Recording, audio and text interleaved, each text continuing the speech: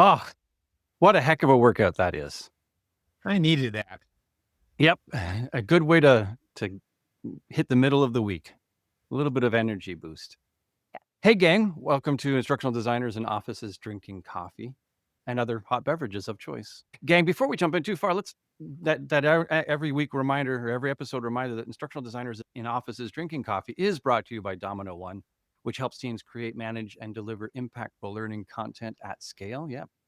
Check us out, domino.com. You can see the spelling right there in the background. We got new backgrounds. We're no longer blocking the details. There we go. Grand. And awesome dancing this morning, Robin. Thank you. Thank you. I have to represent New Orleans while I'm here, right? Here we go. Right on. Hey, folks, Robin DeFelice is with us. Robin, you've been with us before. You're on your, 17th conference in the last 4 days or something? I have a tech roadie. There may be folks who haven't met you before. So tell our gang here a little bit about yourself. Well, nice to be back. Thank you for having me. Hi, folks that are in the Instructional Designers in Office Drinking Coffee land. My name is Robin DeFelice. I'm a consultant. You see that it says LearnOps Whisperer. One of the things that I'm pretty well known for in the field is how long it takes to develop training. And so I help L&D functions try to be as operationally efficient as they can so they can be the trusted advisor they would like to be. I also write a lot about microlearning, which I think may be why I'm here today. And just in honor of that, we're only going to do a 5-minute episode.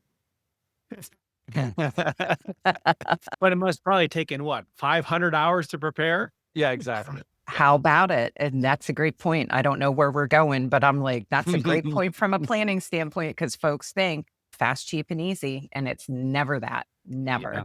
Other alternative is we will talk for 45 minutes, but we'll release it in a multiple 5-minute episode bundle, separate little pieces, because that's micro. That is. And it would be a microlearning campaign complete with little microlearning products. So you would be hitting the nose right on the head. Right on. Can take advantage of space learning while we're at it. Oh, now we're starting to get into the learning sciences. Are we dropping little nuggets along the way here? We're totally geeking out at the moment, I would say. Good. I am too. Big glasses and all. Yep. I think you brought up a good thing, and I think it's a good place to start. Sometimes people say, hey, I want micro learning. And two things I hear out of it is just like, oh, we'll just go ahead and chop it up or whatnot. Or it's, I want micro learning because it'll be fast, cheap, and easy. I think neither one of those really apply if you're thinking about it in the right way. So we could start there with some thoughts. Sure. The fast, cheap, and easy is always a great place to start. And at dinner last night, I heard somebody say, well, pick fast or easy because you already got cheap with me. They were inferring that their salary was a little below.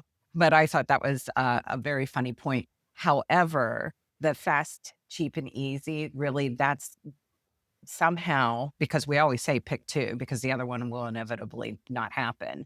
But with microlearning, we see that people believe that all three can take place. And fast, you have to, like what I liken it to, and I do a lot of food analogies. So I tell people fast microlearning that's been done cheaply is not the issue. If it's done fast and easy, kind of like junk food, it's empty calories. So it's empty learning. It's not really tied to anything, kind of to like Chris's point and your point, Paul, if we would place it over time, we would have thoughtful progression over time, maybe do some spaced repetition to reinforce key points. That would give us more of what microlearning is intended to do or is helpful in doing. So that doesn't equate too fast in some sense. Like, yes, the item, the product, the microlearning product might be fast because maybe once we figure it out, we can produce on scale.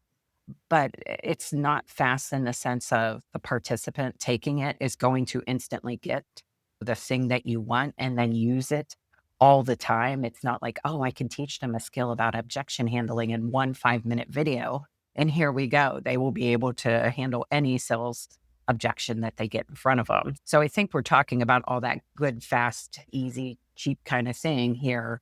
And the reality is it's not any of them. And then there was another misnomer you gave, like, oh, just chop it up. Mhm. Right. So again, we were joking about the 500 hours. I was sharing this in conference last week about my own experiences. Right now, I do microlearning Mondays on my LinkedIn. And I've been challenging myself because I have a new book coming out on microlearning in early 2026. And I thought, oh, I'll take Jess Omley's book, L&D Order, Taker No More, and I'll create just a microlearning campaign out of it. And the planning that it takes to connect, like I'm doing an 8-week campaign. So that's 8 products. And every week I am struggling with the design of it, how to compartmentalize the content, make it tie back to the former piece, but stand alone on its own. So if you didn't have the other pieces, like maybe you jumped into week 4, and then how do I carry that forward and build momentum with it? So if you did want to go backwards or forwards, you could get an entire thought out of it. Some of the pieces I've done have taken me over 16 hours of just trying to dial the content in for the right message and then creating a worksheet. I want people to really tangibly think about what I'm asking them and reflect on it, because my goal with my campaign is to build conscious awareness around how we're functioning, either as order takers or business partners. So metacognition or self-reflection is actually harder to design for. If we think about all those things, what I'm trying to do is get you consciously aware so you perform differently. And all of that takes time. So from planning to the person actually receiving the information and using it in a way that informs or impacts performance, that's all time, lots of time. So not fast, not cheap, not easy. What do you hear typically from the organization of why they want microlearning? What do you hear as the problems that they think that they're addressing with it? Performance, 100% performance. Nobody's ever coming forward and saying, I really just want microlearning for knowledge. But that's what it gets distilled down to, because that's also a bridging challenge for the L&D function. Now we use the term long form. So if you do long form, which is like e-learnings that are 45 minutes or an webinar. And the first courses that I worked on were 8 hours with 1-hour modules. Right. I know about long form. Course was a curriculum for Yeah. that topic. So the evolution of that becomes, you make 8 separate 1-hour SCORMs and you string them together in the LMS instead of one more monolithic SCORM. Yeah. A big papyrus scroll, right? Like every time I say long form, all I imagine is Egyptian scrolls. But here's the challenge. Think about what I was just saying about my own struggle in trying to confine the content, create it to focus just on 1 or 2 objectives, usually 1, and then pull that objective to the outcome I'm anticipating because I want it actionable for the person. That's why you don't hear me really saying learner. You hear me saying participant or consumer, something like that, because we need them to participate and to do something actionable with it. So if we just give them knowledge and test them on knowledge, sure, we can create microlearning pieces on that. But what is that knowledge doing to drive forward what? We're still challenging in the same way. So what becomes maybe something unrealized by an L&D function when I come in to work with them is they're still using the hat of, I'm designing for long form. I'm just making it smaller. I'm just chopping it up. And that's where they have to kind of rethink how they approach the design process, how much more thinking and planning that they do, that kind of thing. Kind of another misnomer that I seem to have run into before, and I was wondering how you handle that and reframe it. The designer or the designer who's working with the audience, the instructional designer who's working with the one who wants the training says, my audience has a short attention span. That's why content bookmarks. You go ahead and leave and you can come back. And so instead, you're going to go ahead and just artificially create bookmarks by having smaller little chunks on it there so they can meet their attention span, which again, of course, they launch into, let's solve it by doing micro learning. But again, I don't think they're fully thinking through it. Is that something that you run into, and how do you reframe it and deal with it? First, I used the swear word that Chris taught me this morning. Down. Or I throw my hands up in the air and say his last name. Folks, there's a lot of weird, really important conversation that happens in the green room ahead of sessions. I'll just leave it at that. Yeah. But, no, but seriously, to be serious, here is another one of those misnomers again. So short attention spans equals microlearning, kind of like, well, the next generations need things in short sound bites, right? And I wrote an article for the Leonardo da Vinci Institute or Spark magazine. And they had asked me that question, and I went and did the research because I'm a bit of a nerd. What I used was from I believe it was Harvard Business Review, and it was data on Netflix. And Netflix's data told us, for example, that they considered binge watching, like if you sat for, I think, 5.5 hours.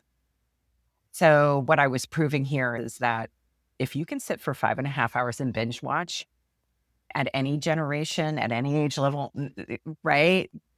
Short attention span, I call the baloney card. A decade ago, folks were referring to data from YouTube that videos should be no longer than 3 minutes because people stop paying attention. Right. So the counter argument to that is there's two things here. The counter argument is TikTok. I'll bring up the ice challenge. Everybody, if you're breathing and living, have probably remembered this ice challenge that came about several years ago that was in support of a particular, I think, rare disease. But think about how many TikToks come and go. Tell me how many fads in those TikToks you remember. Tell me how many things you're applying out of those TikToks every day to drive performance of a business. And I guarantee you, you're not. So let's go back to Netflix. How did we get them to binge? It was a compelling story. It had some intrigue. It had some agency that was relevant to the individual sitting on that couch, staying there, locked in, like face up against, right now I keep hearing people talk about a show, Black Rabbit or something like that on Netflix. But Black there's Mirror? all sorts. Yes, there you go.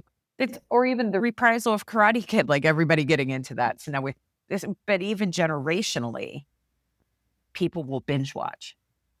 So again, it's not stopping at that piece of the conversation. It's now, how do I reframe that to Chris's point? It's what got them to binge. It was the story. It was something that interested them, intrigued them. Okay, so now you want it short. So how are you designing for a powerful message that comes across very quickly, gets to the point where they're involved, they're really getting into it, and they do something with it that's memorable enough to do it again? And if not, do I have another mini episode, to your point earlier, Paul? Do we have another one that maybe is spaced out to refresh them or remind them or carry on the saga, that type of thing? And compliance training is a great place for this. We can give them the Ken Burns version of compliance training, but we can also talk about how we can take key compliance points that are particular to a company. Maybe they're challenging topics that create a lot of the risk or reduction in compliance for a particular organization. And we can pop out complementary, a micro-learning campaign or two that complements it, that's giving touch points maybe every so many weeks, that allows you to reframe, like, what would you do in this situation? How would you handle what Margaret just did or did not do, right? Like, we can position it to build two things, confidence and competence. Because if we really if we want the performance, we can't sit here and rest on knowledge. I tested you on the compliance policy, you know it. But now how do I enact it? And maybe that's where microlearning comes in and gives you these tiny little mini sagas or dramas to play it out. That's one thing I was thinking about from your starting the frame at the beginning of micro learning. Again, you don't have everything back before. You have to realize they may jump in later. It really provides that opportunity to practice it in real life. And it seems like when you're designing that micro learning, you need to be thinking about that, hey, this is the little booster to what is your focus now, and maybe perhaps till the next e-learning, and really reflect on that and process that. And it also kind of ties a little bit. I saw a question from Helen in the chat. What do you suggest is a way to level set expectations about micro learning delivery when the organization might have had various experiences and I'll add some color to it, experiences that are more, hey, it just chopped up or whatever. But yeah, I think about just what I described. And if they had just a chopped up experience or just meeting a low attention span, and then you turn to had something that is forcing them to actually spend more time, reflect, process, do, that could be very different expectations. about what they were getting out of it, and just, hey, you're going to love it, is probably not the way to set the stage. But I was wondering what you thought about that. No, no. And Helen's question's great. And we can unpack that a little bit here, especially because it's the way I typically start off most of my presentations. If I do a conference presentation or if I'm having a conversation with the L&D function or anywhere I'm going, I actually just do one simple exercise. I just have everybody pause for a moment and I have them write it down. And sometimes if I have enough people in the room, I'll make them share. What's your definition of microlearning? And then up front, I have 3 boxes and I listen to what you're saying and I start to put the pieces of your definitions into those boxes. And I just have 3 icons up at the top: a thought cloud, a delivery truck, and building blocks like bricks. And what we inevitably find out, and I figured this out. So when Carl Kopp and I wrote the first book, Microlearning Short and Sweet, we put a definition in there because Carl and I really were finding that we couldn't get folks to settle on something. Everybody defined it a certain way, whether with time or not, that kind of thing. And it's still prevailing today the same way. So when I started to work with all these clients over the years since that book, I started really tuning into the variance. And here's the 3 things I found out. You talk about it as concept, so you will hear people talk about it as the purpose and the potential. It will solve all of our problems. It will improve performance. It will fit to the flow of work. These are all things we're saying with purpose and for a certain potential. So sometimes we're hearing people say it conceptually. Then we start to hear, well, I want it in the LMS. I want it so that it's on a mobile app so that they can get it at any time they need it, right? So now we're talking about the method and the delivery. We're going to space it out over the next 5 weeks. We're going to make them take it every day. That is method and delivery. Then you hear people putting parameters and rules around what it will be. It has to be a video. It cannot be non-digital, all these kind of things. Now we're talking about it from that product standpoint, where it's the tangible thing that the individual is experiencing or consuming. And here's the crazy thing. Nobody talks just one way. You might hear a leader talk about it from a concept and a method or a concept and a product. Inside the L&D team itself, you will hear conflict in their conversation. A lot of them will talk about it pure method, pure product, or a combo. So if we can empower the L&D function to be consciously aware that they're hearing these different things, they can guide the conversation a little differently to level set a different type of expectation. I hear you talking about that. I hear you wanting microlearning because we want to increase retention of our customer base. And you think that's part of the responsibility of the salesperson. Talk to me about the KPIs or the strategic goals we have for 2026. Wow, that's a totally different conversation than, yes, I will go forth and do and chop this up and make you small thing. That will totally solve our retention issue with customer base, right? So it's tuning in to what you're hearing and navigating the conversation like a sales or a marketing person would do. We have to give ourselves that moment to not say yes and to actually listen to. Leadership just has conceptual ideas about it. How do I find out a little bit more before I reframe what we can do, what we can provide or cannot provide, given the time frame that they're thinking we can do it, right? So we just have to unpack that. Are they talking conceptually? Are they already stuck on how to deliver it? Are they really thinking about it can only be a certain way? Because I can tell you right now, I've helped create training for safety huddles that are all verbals, and it's microlearning. Now, they might be using tools because the one place uses these magnets for safety huddles like PPE and a forklift, and they can set things up. But every morning, it's one outcome. We're going to go over X because last quarter we had 3 incidents with forklift safety across so many plants, and they were egregious. It wasn't like little bumps. It was like limb loss.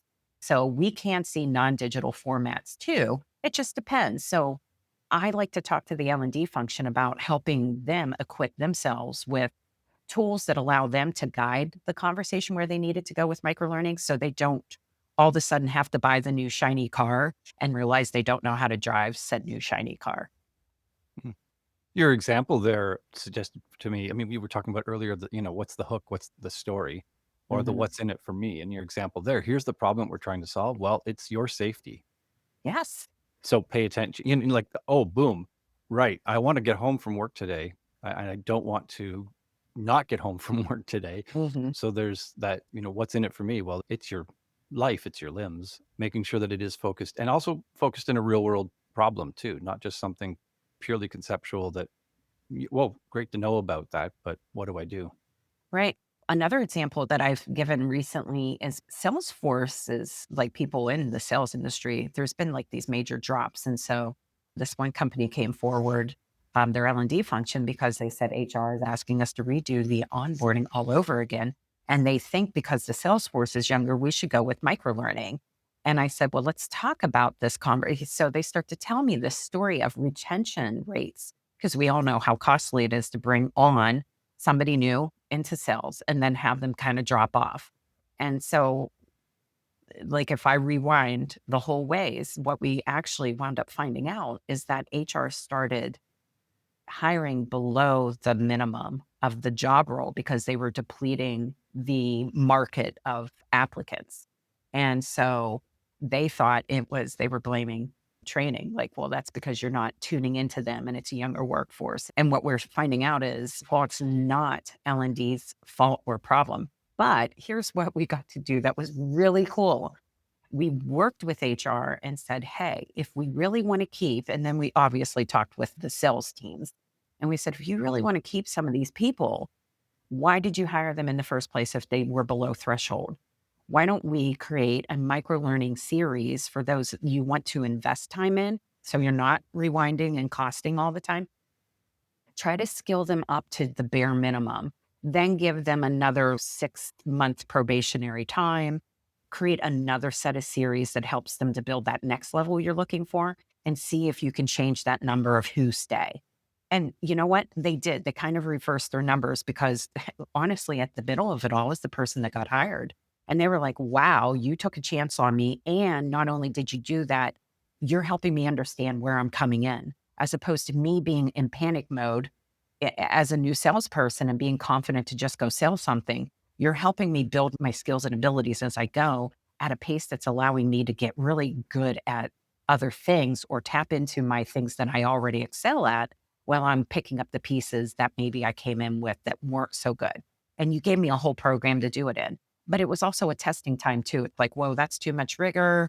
Some people backed out themselves, but what they saw was more people stay over time, and they were retaining more over 9 months than they had been in the previous few quarters. So you can use microlearning, but not for the thing. Here in this example, it wasn't for let's go revamp everything and make everything shorter or smaller, but it was how can we create touch points that develop skills and do that. And what was really interesting was some of the managers used those microlearning pieces to coach other people that had been in role for a while. So they got a double cut. Not only did it work for those that they just hired, but it was also helping with doing performance grooming for people in role for a while too. Very cool.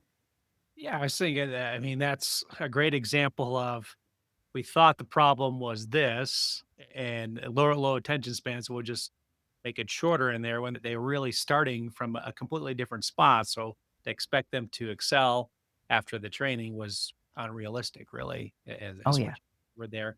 Thinking, what are some of the other barriers? I mean, one of the big barriers to adopting microlearning is one, pure level setting and understanding what you expect microlearning is doing or what it does or doesn't do.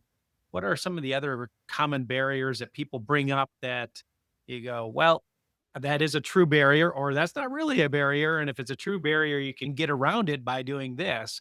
I was just thinking of somebody is like, oh, we don't have the technology. And you gave some perfect examples of a stand up of the team every morning doing a little micro learning or something. Well, you brought up a really good point, and I just did this presentation actually last week. It was on implementation readiness.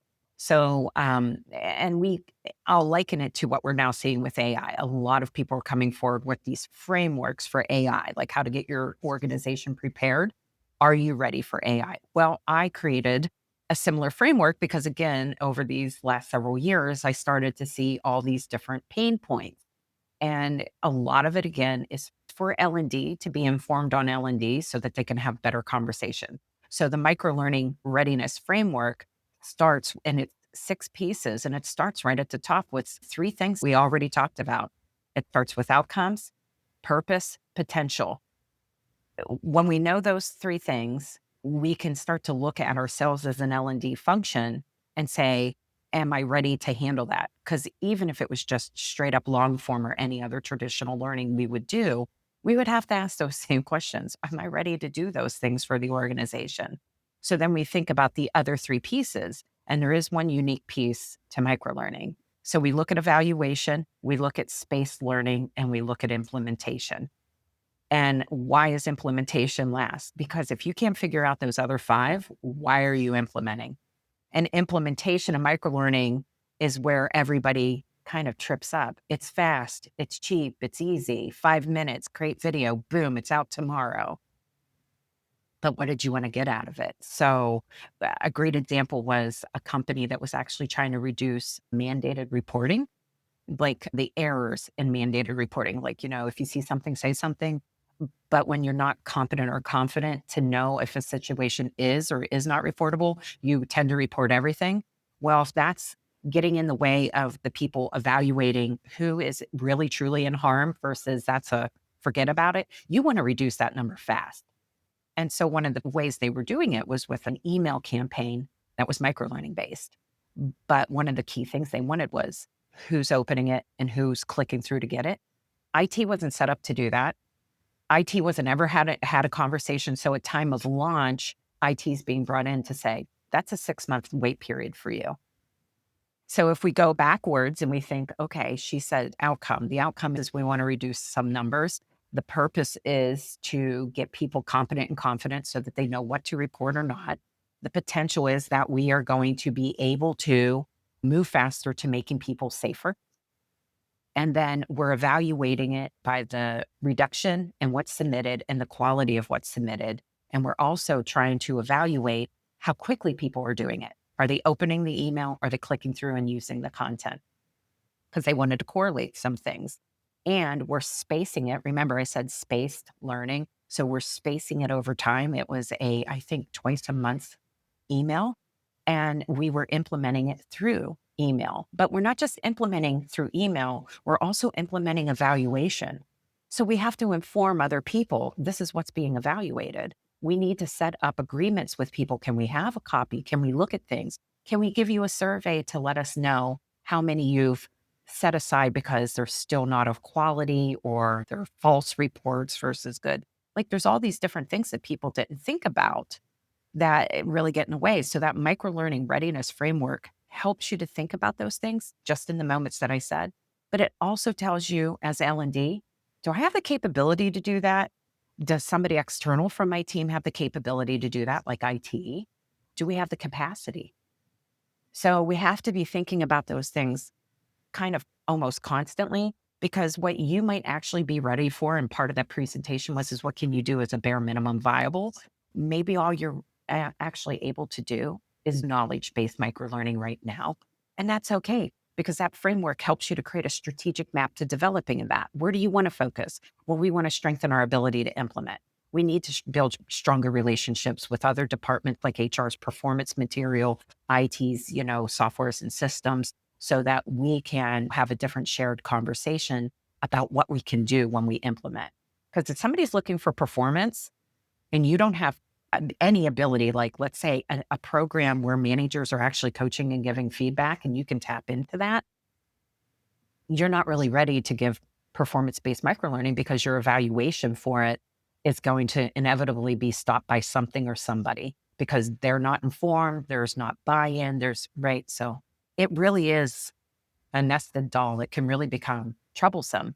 And there's where you do that overpromise. I can promise you good, fast, easy, cheap, and it'll solve a performance problem, when really all we can do is solve maybe some light skill development issues and a lot of knowledge retention. But just make a video. Yeah, just make a video and it'll solve all your problems. Make it short, make it TikTokable. Vertical.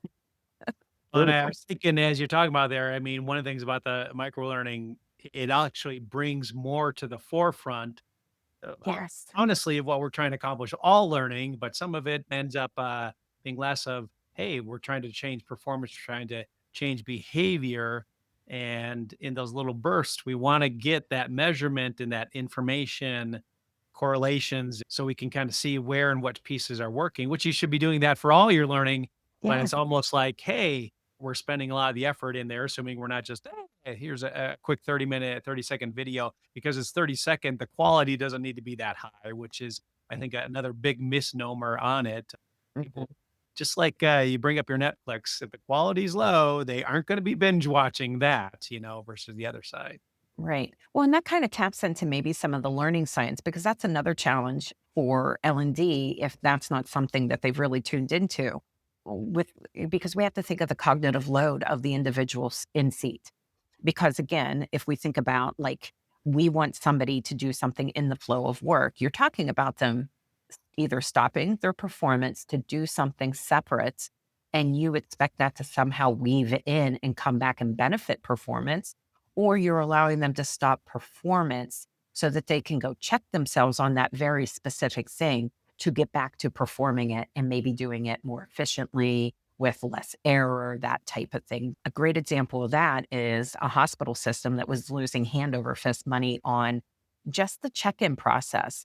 New system came to play, lots of new workforce came to play, and simple things like insure and guarantor were not being selected right. And so then the claims were being lost in the sauce, or they were taking too long. And so actually the hospital was losing money. There were claims being lost, that type of thing.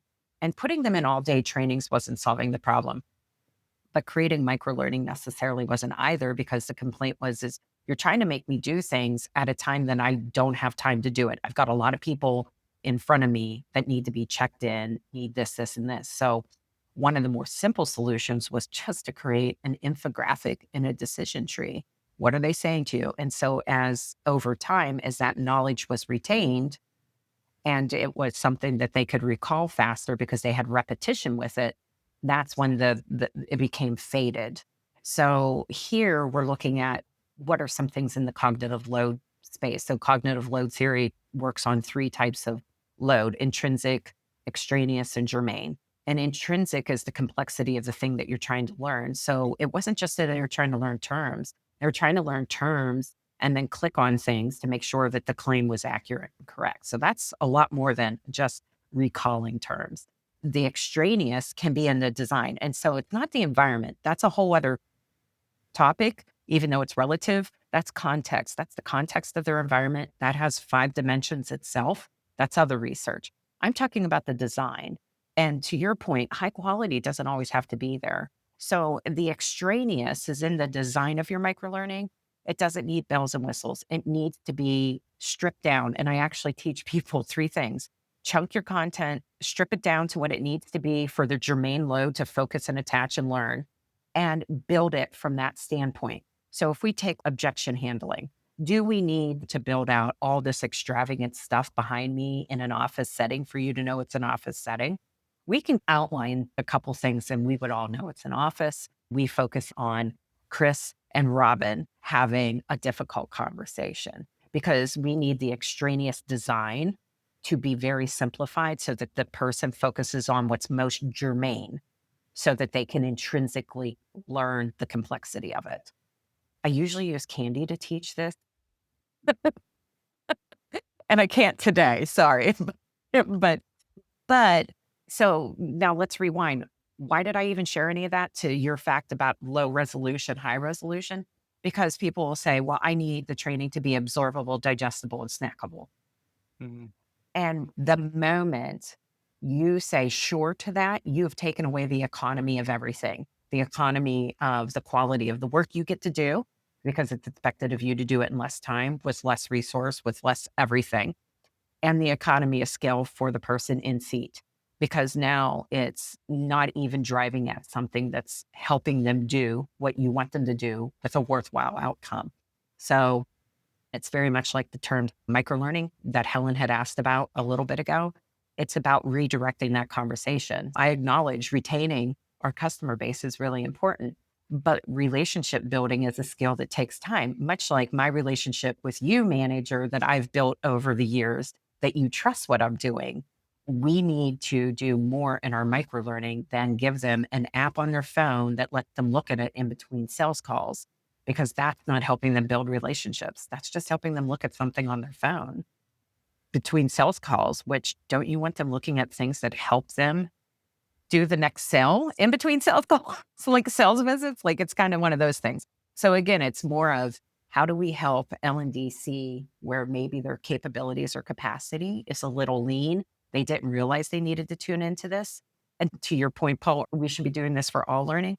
Microlearning just seems to put a magnifying glass on all of this. That it creates a little challenge because we're thinking simplicity.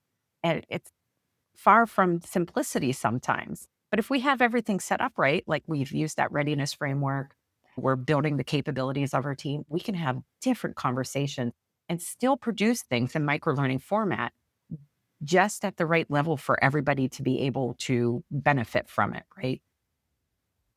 It kind of made me think of some of the things you're talking about in micro learning. People think you mentioned flow of work. Well, it lends itself towards being in flow of work, but you gave a great example of just because it's small piece, it can be taking them out of the flow of work, even though it's shorter in design. There was a comment about space learning too. And of course, space learning is really cool for those who want to geek out on. There's a theory that it was proven time and time again, over and over, and it has resurged. Seems like in the last 10 years, a lot more than it had in the past. Again, that's another one where micro learning, because of the fact you're delivering little pieces, fits the paradigm of space learning. But just like in the flow of work, I think just because it's micro learning doesn't mean that it's going to be in the flow of work, doesn't mean it's going to be space learning. Maybe you could talk a little bit about some of the strategies and things people need to think about to take advantage of those two principles. Sure. So space learning does not mean one and done. So somehow those two get tied together where it's like, well, we spaced it out and you got it one time and now you're done. You should know it. Kind of like, okay, that 5 minutes, let's go back to the ice challenge. Let's go back to those TikTok videos. Here we go again. It's spaced out over time. We can't create a fad with what we're trying to help make memorable, a competency, a development of a skill, a refinement of a skill. When we think about space learning, we have to think about a couple elements. How often do we need to repeat something? Is it very complex? Do we need to repeat it with different context for different people in different seats at work? And then the difficulty. So some people may be quite fine to do something at a certain capability level and need to be challenged. And maybe all of us are starting at 0 and need to build up. What we have to do is not only repeat it, but repeat it with challenge. A great example is maybe like Duolingo as an app or the product Elevate, which is a brain game app. They both do it where they have these very fancy analytics on the backside that know that you have been succeeding or failing. And so, for example, with Elevate, there's math and retention and writing. We're trying to get you to improve your skill of reading speed to hear. Seems like you keep failing at 400 words per minute. We're going to pull you back. That's desirable difficulty. I'm going to stretch you a little more to make you uncomfortable and see what I can get out of you. It seems like you're excelling. Let's stretch that discomfort a little more. But it's still the same topic, spaced repetition, and it's still over time. It's a little 5 minutes a day, or it's 5 minutes every other day. Now, here's the other thing with space learning and spaced repetition. You can either put the control and the agency in the hands of your employees, or you can control it for them. Sometimes it's better to let them control it. J.D. Dillon talks about this a lot with some of the things that they do with frontline workers, which is there's these little games that people can create or whatever. And they find that people want to play the game, even though the game is one time every morning. People are like playing the game again and again. So it has stickiness and value. And then the other thing is that you're getting the knowledge from it or the skill development that you need because they built something that it kind of got you to do more. So if you're a challenge seeker, people like to challenge themselves. Well, my score today, I just want to be a little higher with my score. So there's some gamification maybe being built in there too. When we're looking at space learning, we're looking at testing it out. People are like, well, how often? I think that might be a question people ask. You might have to do some pilots and that's okay. Keep the long form. Don't rip everything apart. Keep the long form and do like a little cohort. See what it looks like. When we did some safety training, we took advantage of 3 shifts. We gave one people a certain amount of training in 4 to 6 weeks. We gave a certain amount, 8 to 12, and then we gave a certain amount, the standard, whatever it had been. And we noticed that the sweet spot was between 5 and 7 weeks. Like they needed a little more time, depending on if English was the second language, they needed a little more time. And some of them who had former experience in a similar work environment, they seemed to excel faster. So we got to find out all these things and found a sweet spot that would help everybody. And again, because we pushed it out, that was fine. But some people actually are like, because they felt like it was so small, some of the employees were coming back and being like, can you please let me have access to that? Can I re-see this, please? I just want to refresh myself.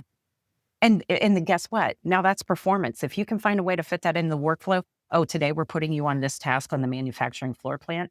Do you want to look at the videos to make sure that you feel comfortable around that equipment for safety? It's a performance thing right there. And then you've already created something that's working in multiple ways for your organization. Right on.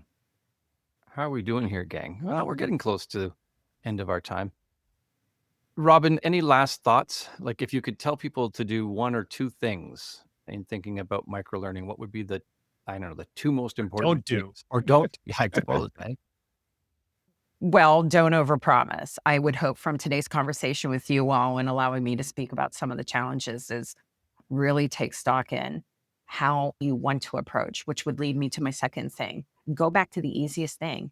Find out how everybody is defining it so you know how to handle your conversations.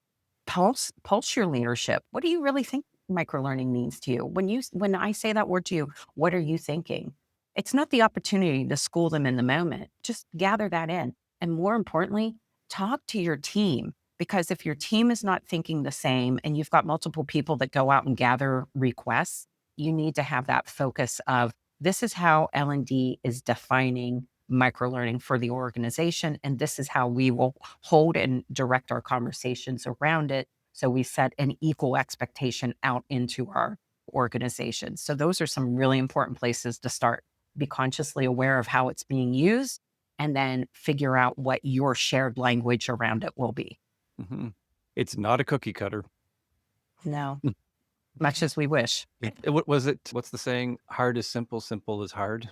Takes a lot of work to make it a simple thing overall. So, Well, and I did love one other thing that with the safety example, and I think microlearning lends itself towards is to have that ABC, in your case, tweaks and variations so you can actually in real time figure out, hey, what little pieces and differences, whether it's the spacing or how it's being presented, is making an impact. Where long form training, if you want to use that term there, doesn't lend itself as much to take advantage of those live tweaks almost.